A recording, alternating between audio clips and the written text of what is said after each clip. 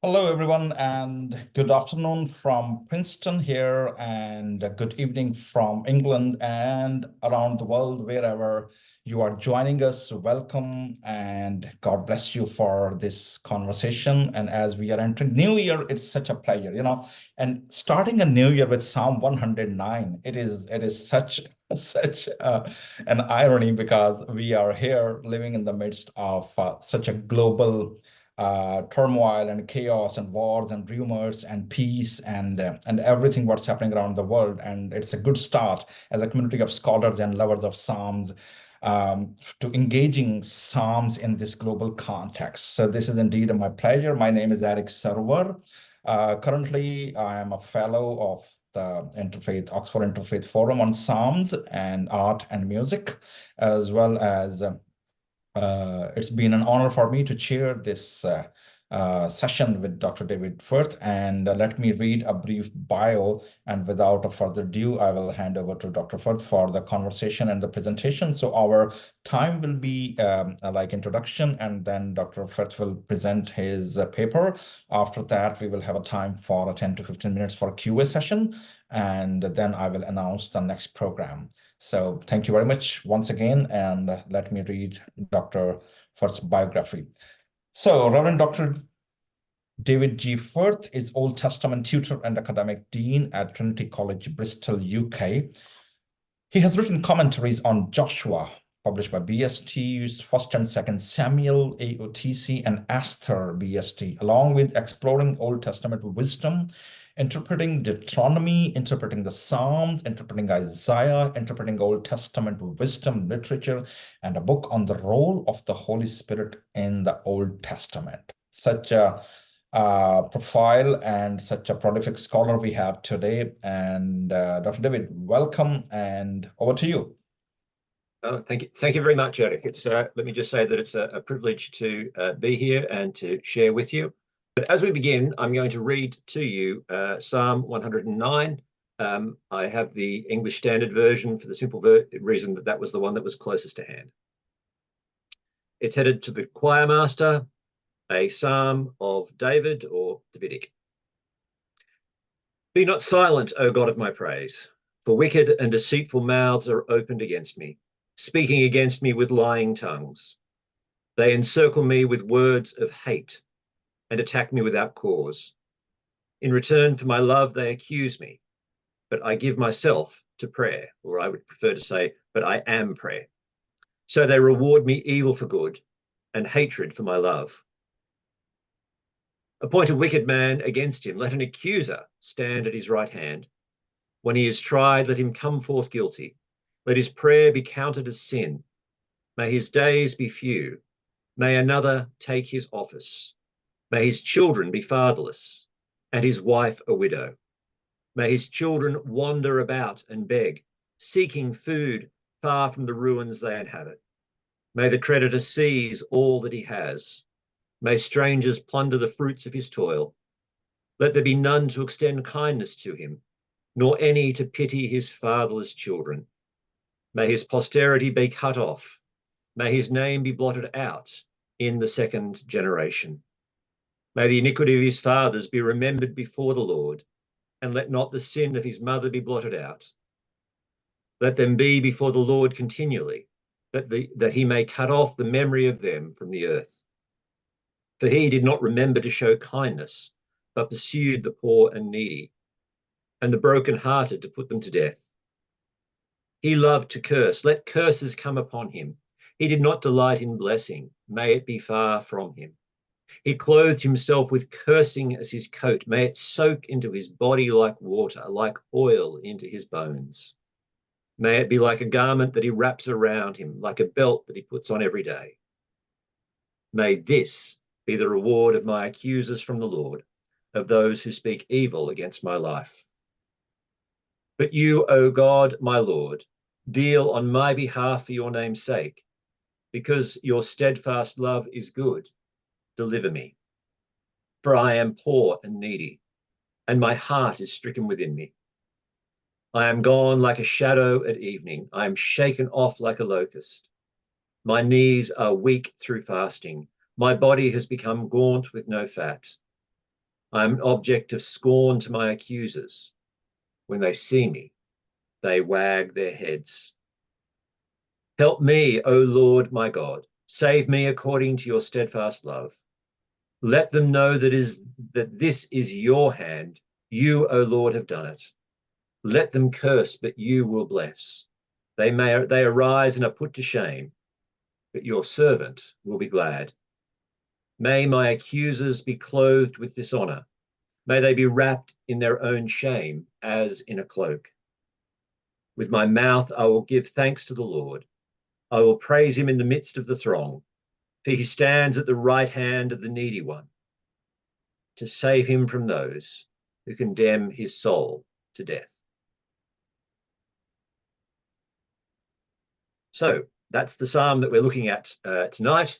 And as you'll see, I've called this the psalm that almost no one wants. I did originally say no one, but I found one or two exceptions. So I thought I should update that by the time I got to my title.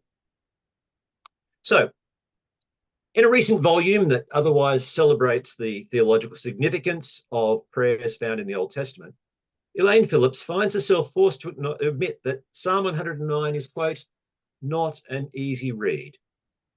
Phillips is not rejecting this psalm so much as acknowledging that even those who believe in the importance of reading and praying psalms like this may well find it difficult to integrate it into their practice. In this, she is far from alone, and at least Phillips reads this psalm. The wider Christian tradition, however, seems almost to go out of its way to ensure that readers will not normally have the challenge of reading this poem, since it is one of 51 psalms omitted by the Revised Common Lectionary, while for the Roman Catholic tradition, Eric Zenger notes that it is, quote, fallen victim in toto to the reformers of the Liturgy of the Hours. Of course, in that Psalm 109 verse 8 is cited in Acts chapter 1 verse 20, a reading that does appear in the lectionaries, there is a chance for readers to encounter it. But even so, it is only through its application to Judas, and then only through a single verse. Within the Anglican tradition where I work, it is missing from the readings for daily prayer in common worship, though users of the older Book of Common Prayer would still encounter it given its pattern of reading the whole Psalter every month. Tracing things in my own Baptist tradition is more difficult in that we don't typically follow a lectionary, but rather choose our own readings. But if we take hymnody as one measure, it's notable that the scripture indexes in recent Baptist hymn books, though showing significant encounter with the Psalter, do not provide any evidence that Psalm 109 has informed our corporate worship or our prayer. These observations are consistent with the more extensive examination of the Psalm's reception by Susan Gillingham. She notes the important reception of the psalm in Acts 1:20, a feature that led to it being regarded as the, quote, Judas psalm among Christian interpreters, especially when Peter's introduction to the citation in Acts 1:16 indicates that David had spoken prophetically in the psalm and that it needed to be fulfilled. Noting that the Hebrew Satan in verse 6, usually rendered in English as an accuser, as in the ESV, can also be Satan, she helpfully traces the impact of seeing this as the Judas psalm through early Christian and medieval interpretation. The only significant alternative she finds is in one and only one illustrated manuscript that initially reads the psalm in light of David's flight from Absalom, before focusing instead on the Jews in the time of the Maccabees. Beyond this, she notes that the psalm has had very little impact in music and in art. And where there is impact, it very seldom goes beyond verse 21, the initial appeal, and verse 21, which turns to the theme of the Lord's kindness, his chesed. She notes too that it plays no discernible role in Jewish liturgy. So a failure to make use of this psalm is not a peculiarly Christian characteristic. As we shall note in our conclusion, there have been some more recent attempts to use these psalms, but they're clearly outliers. And that it does seem to be the prayer that, well, almost no one wants. It remains scripture for both Jews and Christians, even if that might be understood differently. But in practice, it is a psalm which is either ignored or seen as a problem to be solved. So Psalm 109 is a, well, possible problem. In many cases, it's not really possible to explain why a particular text does not show up very much in reception. For instance, even though Psalm 73 does feature in the lectionaries, Gillingham finds its reception among Christians is limited and almost non-existent among Jews, something she finds perplexing, especially as it addresses universal themes of injustice and life beyond death. So, lack of impact in reception history is not necessarily evidence of something problematic in the text and could simply be an accident of history. But this is not the case with Psalm 109, since we can find numerous interpreters who regard it either as a problem to be solved or a text that is to be rejected.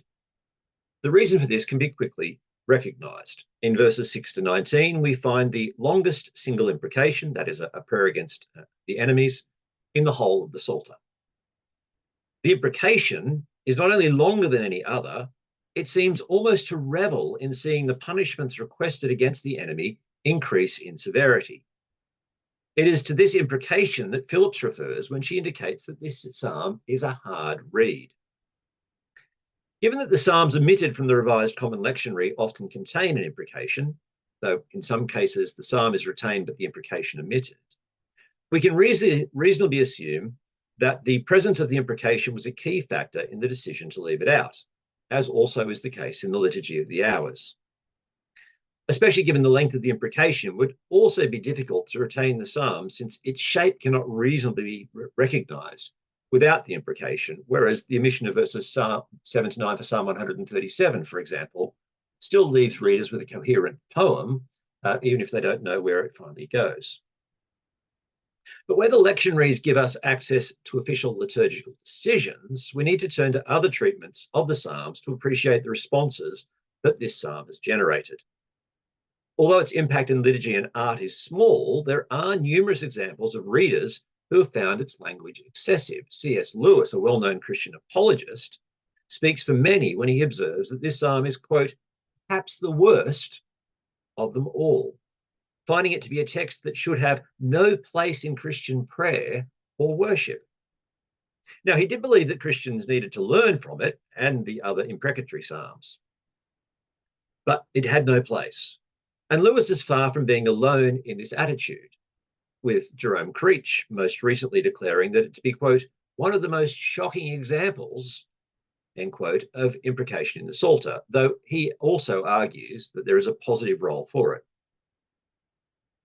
Given that the problem generally faced with the use of Psalm 109 depends on the lengthy imprecation, we should note that not all readers will find it to be difficult. This is not a statement about the readers, but rather reflects the translation they access. As presented in many English translations, the more straightforward reading of the psalm, and the one that seems to underline the approach of people like Lewis, is that the imprecation is a prayer uttered by the psalmist against an enemy. But readers using, for example, the New Revised Standard Version will find the words "they say" at the start of verse 6, indicating that the imprecation is not the psalmist's prayer against an enemy. Rather, it would then be an extended quotation from the enemies, presenting their words against the psalmist to God. On this interpretation, the imprecation is then something already rejected, something that also that all remains is that Yahweh or the Lord should act to protect the psalmist, perhaps precisely because such an imprecation is unacceptable. Might this even mean the lectionaries should reconsider their decisions about which psalms should be read because, well, there's nothing problematic here, provided the translation makes clear that the imprecation is in fact not the psalmist's prayer? Well, as it happens, not really. A point that should be noted when the criticism is sometimes made that this hypothesis theory is largely driven by apologetic concerns, a desire to avoid the plain text sense of the text to avoid offering offence. Even though I'm not persuaded by the quotation hypothesis, this criticism of it does not seem to me to do justice to the exegetical issues which have led to scholars supporting it. The reason for this is that verse 20 still leaves the psalmist wishing that the request that would apparently then be made against him, and the psalmist does self-identify as male, should now be applied to all the accusers. So although the quotation hypothesis could potentially reduce the problematic nature of verses 6 to 19 for most readers today, it cannot be said to resolve them, because it would seem that the psalm does in effect, or the psalmist does in effect, make the quotation his own. The quotation theory is thus a plausible reading that it could at least reduce the challenge posed by the psalm, yet it's also clear that this is not something evident in most translations. One obvious reason for this is that there is nothing in the Hebrew text equivalent to the words "they say." There are, however, reasons that have led to a significant number of scholars concluding that it is still the more probable reading. A recent defense of this interpretation by Jenkins helpfully brings the main issues together, though perhaps the most important element of all is the fact that the focus shifts to an individual enemy in verses 6 to 19, whereas elsewhere in the psalm, enemies are spoken of in the plural. Given that the individual can be understood as the psalmist, a case can therefore clearly be made for verse 6 introducing an unmarked quotation, something which is not unknown in the Old Testament, with the quotation running through to the end of verse 19. The quotation theory is thus a response to important elements in the psalm, and one which has probably increased in popularity in recent years, though most, I think, still seem to follow the arguments put forward for this in a brief paper published by H.L. Krieger back in 1947, even though they extend those arguments further. Despite this, it seems to me that the stronger case remains with the view that the imprecation is the psalmist's own prayer against the enemy. Several lines of argument point in this direction. First, unmarked citations are known, but as Scheffler points out, we have no example of anything anywhere near as long as this. It is a challenge for readers to recognize the start and finish of a quote of this length. And it's noticeable that Sue Gillingham, in her reception history, does not find any exemplars of this reading in the Psalm's reception.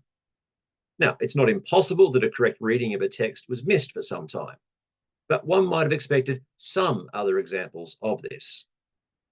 I'm not aware, however, of any examples of the quotation theory prior to Krieger's brief note. Further, as Creech notes, there is no real break in speech between verses 5 and 6, suggesting that we should read these verses in direct continuity from what has gone before. As such, in the absence of anything marking a quotation, we need strong supporting evidence from the text that we have a quote. But if it's there, it is not featured in exegetical discussion until relatively recently.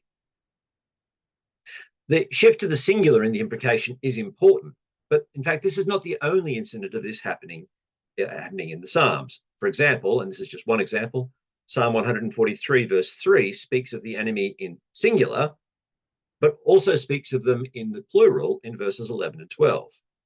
Now, we cannot prove it to be the case in these Psalms, but one possibility is the psalmist speaks here of a ringleader, a possibility that I find suggested at least as early as Kirkpatrick in 1902, although he doesn't seem to assume that he's coming up with something new.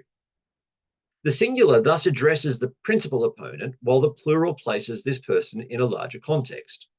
Alternatively, the singular could simply be distributive, effectively referring to each and every enemy. My point is not to argue for either of these options as the best option for understanding the switch to the singular, so much as to note that there are a range of ways in which it can be understood without needing the quotation hypothesis. But perhaps more importantly, although it is sometimes thought that the quotation theory resolves or at least softens the perceived problem with Psalm 109's imprecation, this is not the case, as John Goldingay also notes. And he is a defender of the hypothesis. Even if my view of the quotation hypothesis is wrong then, the problems that largely see Psalm 109 marginalised in its reception history and in its contemporary use in liturgy remain. So what do we do? Well, I want to propose that we work towards a canonical resolution. Because despite the Psalm's clear marginalisation in both Jewish and Christian practice, my claim remains that this psalm is one that can contribute to a reduction in violence.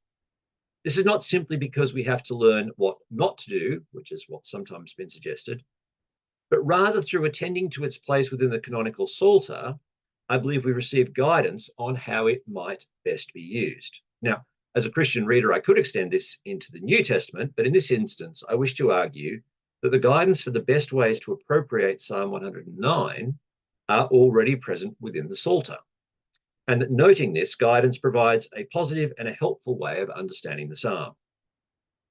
To demonstrate this, I want to work through 3 stages of reading the psalm, each of which contributes to its meaning, most of which is lost when it is read in isolation from its canonical location. And so there are the 3 elements I'm going to work through. It's life setting, or because in scholarship we love to confuse people with German terms if we can, it's Sitz im Leben, but life setting. So if I say Sitz im Leben, think life setting. It's intertextual relations, how it relates to other texts, and its canonical placement, where we find it within the book of Psalms. So firstly, the life setting. Canonical readings of the Psalter do not always focus on the life setting. To the extent that this life setting is not always transparent from the intertextual evidence of the poem, we may agree that concern with as Sitz im Leben can easily distract us from the psalm's actual content. Moreover, the psalms themselves seldom fit the proposed categories that emerge from these, and conversely, psalms are often confidently assigned to categories even when they lack many of the elements that are supposed to fit with them. However, when there are elements within the poem that point to a particular life setting, we then have an instance of the canonical process retaining this information, which is important for interpretation. These elements are not always transparent to modern readers, especially in translation, but remain appropriate to a canonical reading. In this instance, it's important to note that several elements within the psalm point to it belonging to a particular group of complaint psalms known as the prayers of the accused. This is not the place to provide an overview of this particular form critical category, or its Gattung, to use the technical term, and there is considerable debate about exactly which psalms belong to it, beyond noting that there is good reason to believe that at least some of the psalms can be traced back to this life setting. Most importantly, we should note that Deuteronomy chapter 17, verses 8 to 13, legislates for the most complex cases, and particularly those dealing with capital cases, to be determined at the central sanctuary. Nowhere are we told how decisions reached there were to be determined beyond the fact that they were received by inquiring of the priests, and that such decisions were final with no appeal possible. One can reasonably presume that there were rituals and practices at the sanctuary that determined these matters, but whatever these were, they have not come down to us. However, we can point to certain psalms that assume the speaker is appealing to the Lord to be vindicated from a charge. For example, in Psalm 7, verses 3 to 5, the psalmist points to a list of possible crimes, asking that an enemy might succeed if the poet is guilty. Further on in verse 8 of this psalm, the psalmist prays to be judged, quote, according to my righteousness, according to my integrity. That's the NIV's translation. The language presumes a legal accusation and a need for it to be resolved. This seems to be a clear case of a prayer of the accused, and the legal language is retained in the poem such that this life setting remains evident. The canonical process has not given us more than this, so we cannot work out the rituals that determined guilt or innocence. But the canonical process has retained poems where this background is evident. Now, Psalm 109 is also a poem in which legal language is evident, and where the psalmist points to malevolent accusations. This is already clear in verses 1 and 2, which point to deceitful speech against the poet, attacking through their hateful speech. More specifically, the enemies are called accusers, Satan, in verses 4, 20, 29. Although it's not always the case, this term can have a technical sense, or at least a semi-technical sense, as seems to be evident elsewhere within the Psalms. Here, the use of a semi-technical term combined with language that already points to accusation suggests that the technical sense is intended. This would seem to be confirmed by the imprecation, which in turn asks for an accuser, Satan, to be appointed against the enemy, at least on my reading, before asking that the enemy should be found guilty in trial, verse 7. In sum, there is sufficient evidence in the psalm itself to conclude that it belongs among the prayers of the accused, and that we should read it in light of this setting. Despite this, we also need to note that the canonical setting has not retained whatever rubrics might have been involved in the determination of such criminal law cases in the temple. The psalm retains those elements that points to its origin, which at least some later readers could recognize. But it is not so tightly tied to the temple processes that we can determine the nature of any associated ritual. Rather, the psalm is now placed in a book which is not fully tied to the temple, even if those roots in the temple remain clear. As such, we can note those points that remain textually transparent, but without determining meaning because of a reconstructed background. Given that the psalm appeals to the Lord to condemn the guilty, we may read the psalm within the framework of the prayers of the accused, but without the need, therefore, to reconstruct what this might have involved. Recognize this allows us to avoid some of the curiosities of the model of a proponent like Leonhard Dierlekat, where so much also seems to depend upon his reconstruction of the psychology of the ones who prayed, and we can stay instead only with the textually provided information. Here, the evidence is clear that the imprecation desires the Lord, through the appointment of an accuser, to see the enemy not only found guilty, verses 6 to 19, but also to deliver the psalmist as one who suffers from the effects of the accusers, verses 21 to 25, so that in the end it is the Lord who overcomes the accusers, verse 29, who might otherwise have sought the psalmist's death. There is thus sufficient evidence to see that the psalmist is facing a potentially capital charge from which the Lord alone can deliver. A key element here is that the psalmist never asks for the right to act against enemies. Rather, it is for the Lord alone to act, even if he might do so through other humans. Taken on its own, we might think, well, this is simply an idiosyncratic feature of this particular psalm. Yet this is in fact a common element of other psalms which can be similarly analysed, suggesting that part of the canonical function of collecting these prayers in the Psalter is to model prayers where the right to retribution against enemies is surrendered to the Lord, something particularly evident in the sequence of imperatives in verses 21 to 29. As Walter Brueggemann points out, this highlights the profoundly covenantal nature of these appeals, since they are grounded in the Lord's fundamental character, his name, his shame, and kindness, his chesed. Importantly, it was the lack of this kindness that drove the imprecation in verse 16, indicating that the adversary here was a person of some power who chose to act against the life of another. By contrast, the Lord stands at the right hand of the needy to rescue them from those who would condemn them to death. The psalmist faced a threat to life, one that seems to have used legal mechanisms and could only cry out to the Lord. The desire for retribution in all its pain to be named and prayed, but it is the Lord alone who must act. Moving then to its intertextual relations. A second level of this reading is to consider the Psalm's intertextual connections. There are many points that could be made here, but we will have to content ourselves with those elements in Deuteronomy which relate to the prayers of the accused. This is not to claim that the psalm references Deuteronomy directly, so much as to say that the legal processes there provide a key framework for understanding it. That we should read the psalm in light of a text like Deuteronomy is something that can be established through reflection on the references to Torah in Psalm 1 and other places in the Psalter. Given Psalm 1's importance as the entry into the Psalms, it makes clear that those under the Lord's blessing also engage with his instruction. Although we cannot simply equate this instruction with the Pentateuch, Grant has demonstrated that Deuteronomy is certainly a key point of reference.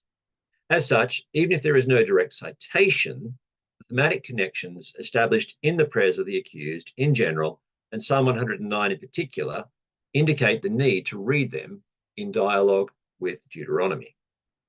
Again, our concerns here are limited to those elements in Deuteronomy which bear directly on Psalm 109. Two key elements emerge from this, indicating that Deuteronomy 17, 8 to 13 and 19, 15 to 21 provide the crucial points of reference. We've already pointed to Deuteronomy 17, 8 to 13 as the key text that provides the evidence for the existence of the prayers of the accused. So here we simply need to note that it assumes that the cases brought to the temple were principally capital charges, something we have noted as being evident in Psalm 109. We should also note that this text indicates that there was no appeal beyond the decision reached there. Rather, the decision reached there was to be applied. Within the canonical shape of the Psalter, this may well point to why the prayers of the accused do not seek the right to enact punishment against the enemies.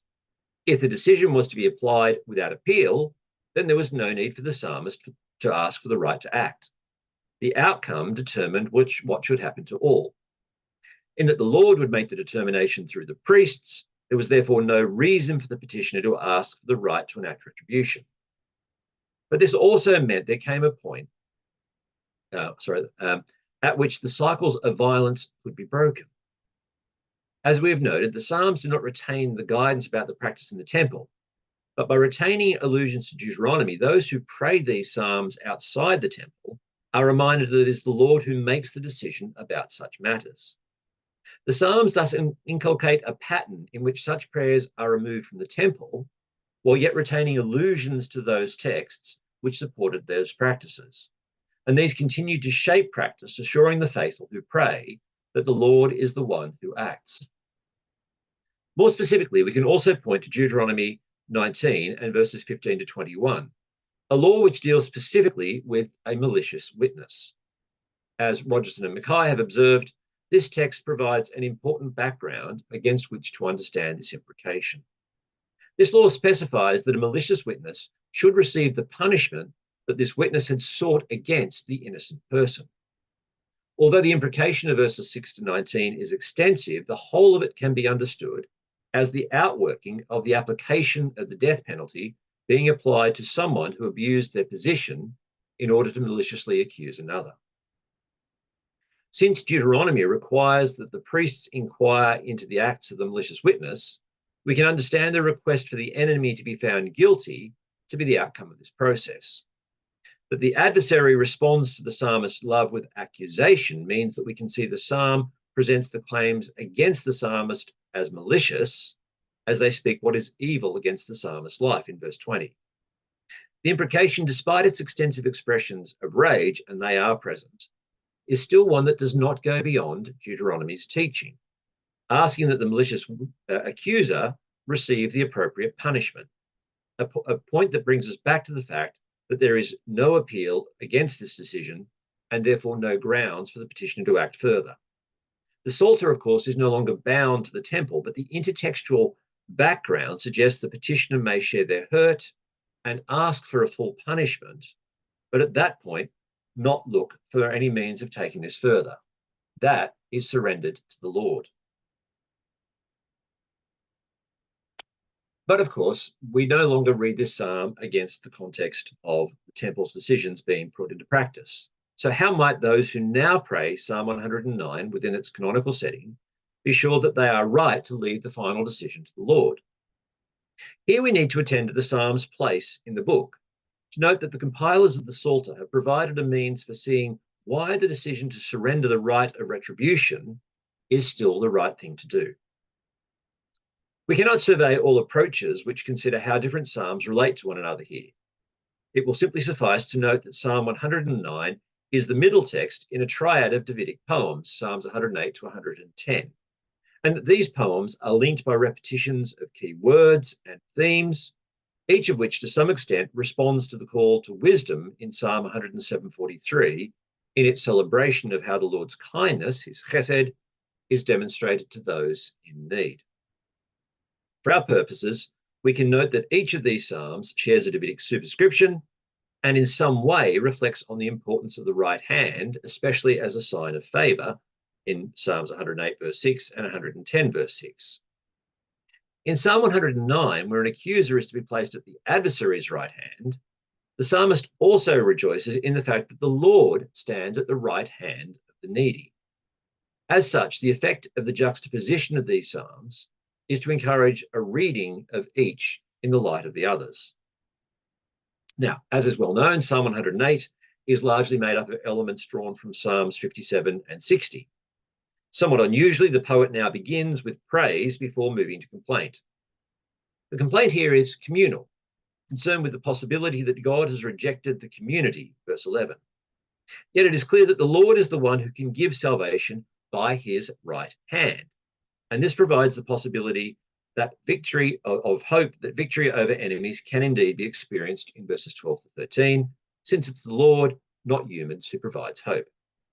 Psalm 109 is then joined to this so that anyone reading it after Psalm 108 knows that the God who grants salvation at the end of Psalm 108 is the one whom the psalmist praises.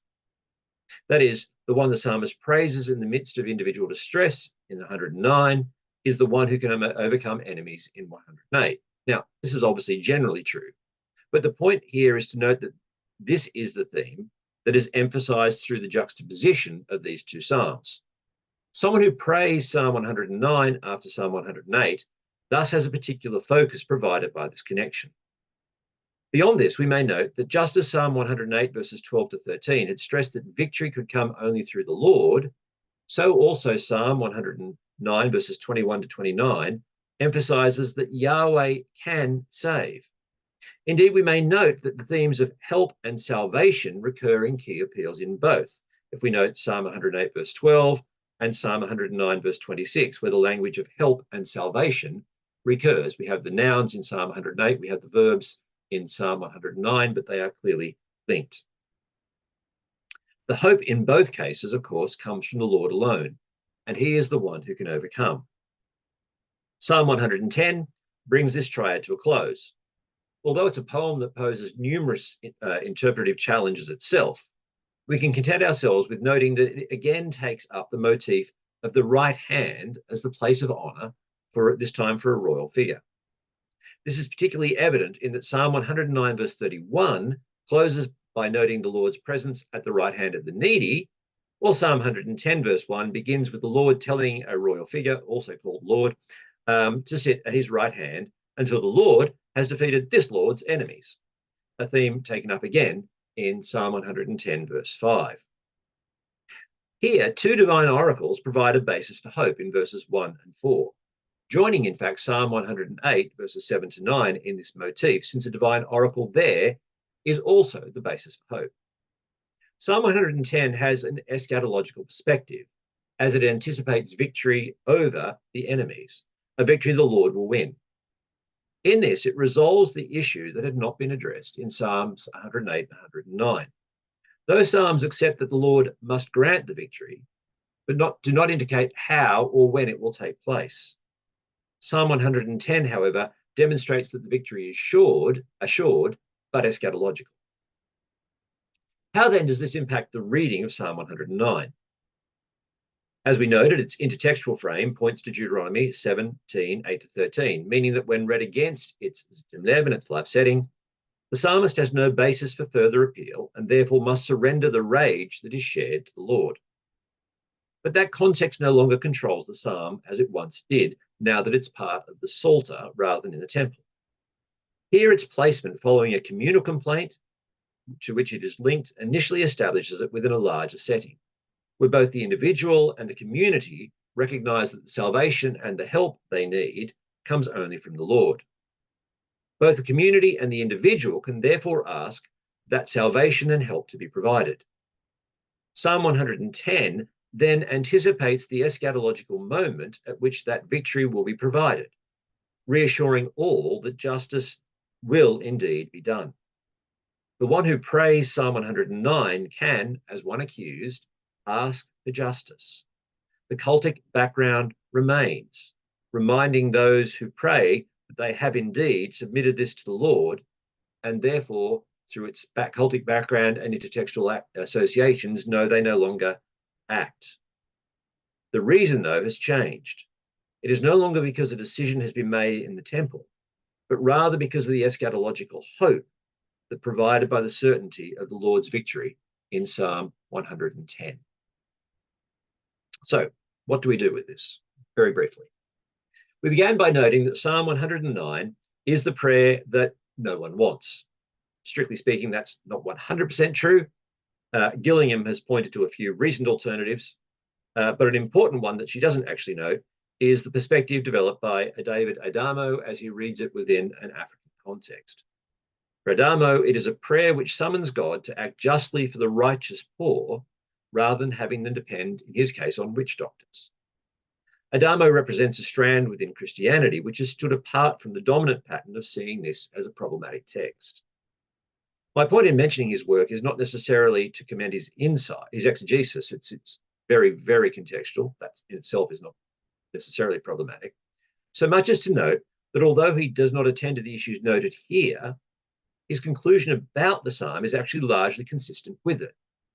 His reading would seem to intuit many of the points I have made about how we read it within its canonical frame. So we might truly say that Psalm 109 is a prayer that almost no one wants. But perhaps we can push beyond that and suggest that when understood within the framework developed here, one that is itself grounded in the presentation of the canon, then it might even become a prayer that everyone who suffers from injustice could and perhaps should want, in that it now provides a mechanism for those who have suffered injustice to present their plea for justice, while continuing to indicate that retributive violence is not something that those who pray take up. We should perhaps see it as a circuit breaker, a prayer that actually prevents cycles of violence from developing, because the all too human desire for vengeance, even when it needs to be expressed through all its rage, can then go no further. Only God can bring true justice, and therefore there is no longer a need to push for violent solutions to injustice. Prayer is where it is named. This is not to say that injustice will always be permitted to flourish, for the Psalms also have much to say on this topic. But Psalm 109 provides us with a means of breaking cycles of violence through prayer. Perhaps then it's a psalm we should want. Thank you. Thank you very much, Dr. David. And it is indeed, I was listening so closely, and while you were presenting, I was turning the pages in Urdu Bible, where I was reading in the 3 different languages, what you were mentioning. Such a fantastic presentation, and especially I just came from Pakistan yesterday here at Princeton, and because elections are coming and the campaign in the Palestinian context and all the Islamic slogans or all these kind of things, I was just reading on the walls. And as you were presenting this psalm as a prayer and a vengeance, and also for the enemies, death to so and so, death to that, and kind of things. It's a powerful impression around the world. But I'll open this forum for a QA, and if anybody have a question, if you can't speak, just raise your hand and I will invite you. But if you have something to write down, you can write in a comment box and I will read for you. But now it's a time for a QA. Please, there's an icon for a hand, or probably you can raise your hand like this or press the icon and I will invite you. So over to the audience for the QA to Dr. David Firth. Well, thank you very much, Dr. David, and it's such an insightful conversation, and I know it's going on and on, but before further ado, because I know you have another appointment to meet, so before we leave, there are 2 further announcements for upcoming programs, and I'm taking advantage of the 1 minute to announce that one. So number 1 is coming on 22nd February, which is Psalm 40 and Messiness of Prayer by Professor Alan Cooper, Elaine Revd Professor of Jewish Studies from the Jewish Theological Seminary, USA. Please mark this date, 22nd February, with the same time. And because we already have Dr. Aaron Collar among us, so on 29th January, we have his talk on the topic of the Talmud among Victorian Christians, polemics and humanism in Interfaith Encounters. These 2 are upcoming programs and conversations and discussions. So you're all welcome to join that one. And because our time is up, thank you very much once again for being a part of this discussion and forum, and looking forward to see you all again. And once again, thank you very much to Dr. David. Thank you. God bless you. Thank you, Eric. Thank you all for attending.